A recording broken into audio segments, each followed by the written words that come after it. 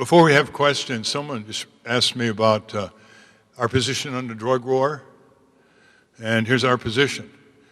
That for people who have drug addiction, we advance what Richard Nixon proposed and didn't get through Congress back in the 70s. It's amazing how Richard Nixon keeps looking better and better.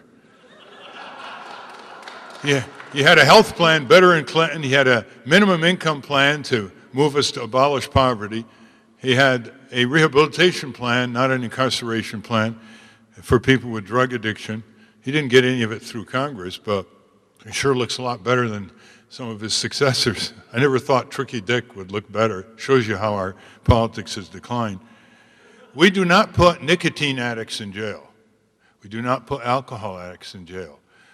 Alcohol and tobacco take over 500,000 American lives a year. Why are we putting people with drug addiction in jail? Hundreds of thousands of them at $40,000 to $50,000 each to the taxpayer. Nonviolent drug offenders. So here's our approach. We have a national, it's distorting our law enforcement. It's costing us $70 billion a year. It's corrupting our legal process, clogging our courts so we can't get tort cases in courts on dockets on time, wrongfully injured people suing defective automobile manufacturers and hazardous chemicals and so on.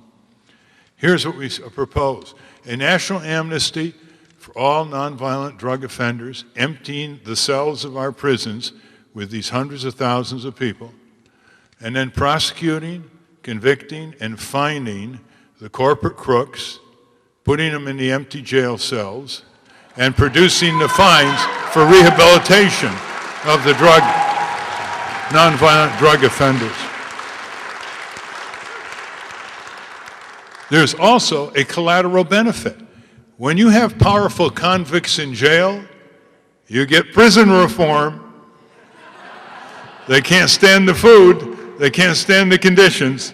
They'll improve conditions in the prisons to focus on rehabilitating them instead of putting them into solitary confinement like caged animals.